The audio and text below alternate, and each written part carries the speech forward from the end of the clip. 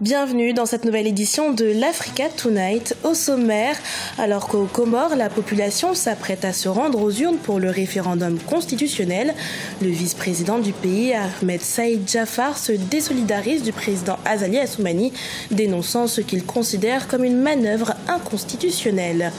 Au Cameroun, l'État vient de débloquer 10 milliards de francs CFA pour amortir sa dette vis-à-vis des petites et moyennes entreprises.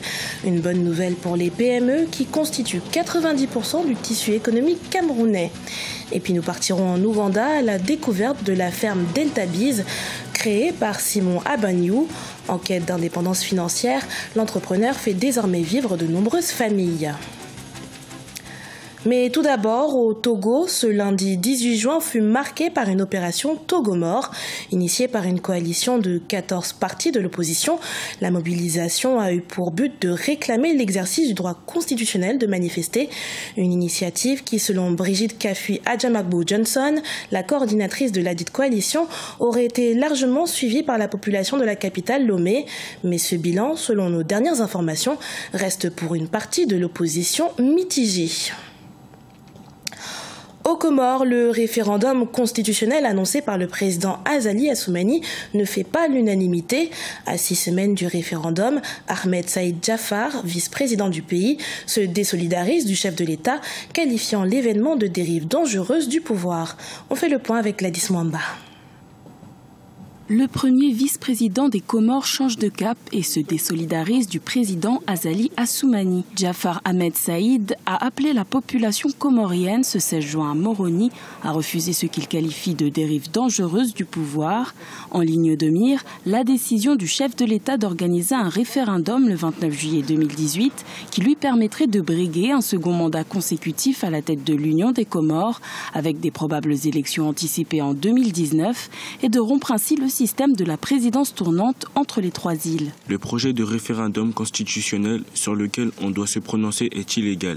Il n'a pas suivi les voies légales. La Cour constitutionnelle, régulateur du fonctionnement de l'État et arbitre de tout processus électoral, a été suspendue. Comment va donc se dérouler ce processus électoral ?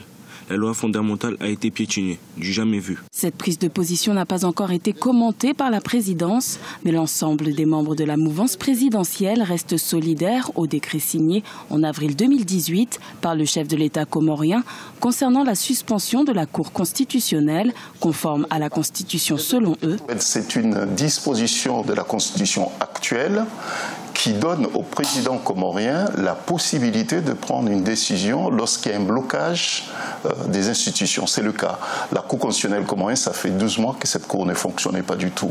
Le président de la République, conformément aux dispositions de l'article 12.3 de la Constitution, a transféré, n'a pas supprimé, a transféré à titre provisoire les compétences de la Cour au profit de la Cour constitutionnelle au profit de la Cour suprême. Laquelle Cour suprême est composée de hauts magistrats de notre pays. Donc il n'y a pas de rupture de fonctionnement des institutions. L'adoption en 2001 d'une nouvelle constitution avait contribué à mettre fin à de nombreuses années de crise séparatiste et de coups d'État au sein de l'Union des Comores. La réforme voulue par le président Azali Assoumani pourrait remettre en question la stabilité politique entre les trois îles, selon l'opposition. Au Cameroun, l'heure est à l'apurement de la dette intérieure. 10 milliards de francs CFA ont été décaissés par les autorités en faveur du règlement de la dette du pays envers 303 PME, un paiement qui englobe les arriérés accumulés entre 2013 et 2017. Reportage de Viviane Baoken, notre correspondante au Cameroun.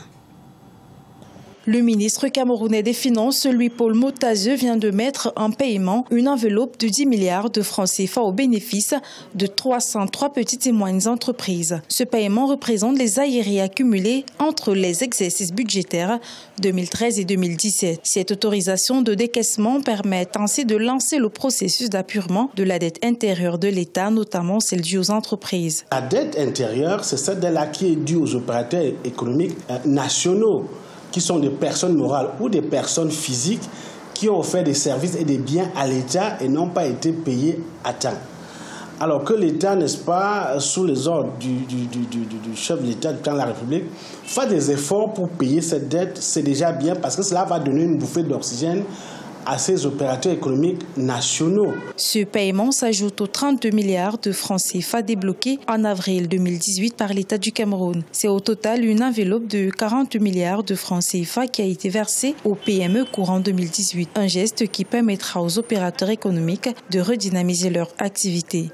Cela va contribuer, comme je l'ai dit tantôt, à booster l'activité économique, la création de richesses, la lutte contre la pauvreté, parce qu'il faut dire quand même que c'est des petits porteurs qui sont pour beaucoup des sociétés qui contribuent à résorber le chômage et qui contribuent à créer la richesse et à lutter contre la pauvreté. Pour l'année 2018, l'État a prévu une enveloppe globale de 713 milliards de francs CFA pour régler sa dette intérieure. La créance publique envers les PME spécialement estimée par le mouvement patronal Entreprises du Cameroun ICAM à environ 750 milliards de francs CFA. L'apiculture, une activité en pleine évolution sur le continent et notamment pourvoyeuse d'emplois en Ouganda. À la tête de la ferme Delta Bees, Simon Abanyu, entrepreneur de 29 ans, fait vivre de nombreuses familles grâce à la production de miel. Mais l'entreprise ne veut pas s'arrêter là et entend bien s'exporter à l'international. Immersion dans l'univers de cet apiculteur avec Corinne Kamsefem. Posséder 10 000 ruches d'abeilles, c'est le défi que s'est lancé Delta Bees, une ferme spécialisée dans la production du miel et à la tête de laquelle trône Simon Abanyu, un jeune Ougandais de 29 ans. Pour l'heure, l'entreprise lancée en 2013 emploie 11 personnes et produit annuellement plus de 1200 litres de miel issus de ces 273 ruches modernes. Dans les 5 prochaines années, nous voulons avoir 10 000 ruches d'abeilles qui sont la propriété de notre société. Nous signons des contrats avec des agriculteurs spécialisés dans la plantation d'arbres. Au cas où vous avez une plantation d'arbres, nous signons un contrat avec vous en tant que société. Nous mettons des ruches d'abeilles pour les 25 prochaines années et nous continuons à vous payer. Nous voulons obtenir 10 000 ruches d'abeilles. En moyenne, dans chaque ruche d'abeilles, nous prévoyons d'obtenir 10 kg de miel par ruche d'abeilles. À l'origine de ce projet, le désir d'indépendance de Simon Abanyu, confronté à la précarité des conditions de vie de sa famille. Aujourd'hui, sa ferme Delta Bees produit 3 fois par an pour un peu plus de $3 000 et outre les siens, l'apiculture fait vivre de nombreuses autres familles. Je n'avais pas de vêtements à me mettre, mais maintenant, je vois que je peux gagner de l'argent et acheter des vêtements. Je peux même aider ma mère, elle est à la maison. Et même une partie de mon argent m'aide à poursuivre mes études.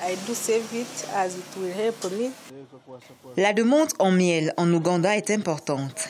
Ce précieux liquide a en effet de nombreuses vertus médicinales et esthétiques. Aussi, en plus des fleurs, les abeilles pollinisent également un large éventail de cultures et de plantes, jouant un rôle clé dans la production de nourriture et dans la nutrition. Elles pollinisent aussi les plantes fourragères, soutenant indirectement la production de lait et de viande. Autant de perspectives pour la ferme Delta Bees, qui rêve déjà de livrer du miel au-delà des frontières ougandaises.